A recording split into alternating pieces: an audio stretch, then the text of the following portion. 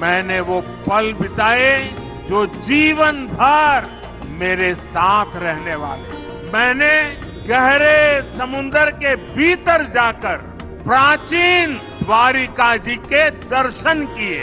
आज जब मैं गहरे समुद्र के भीतर द्वारिका जी के दर्शन कर रहा था तो मैं पुरातन वही भव्यता, वही दिव्यता मनोमन अनुभव कर रहा था।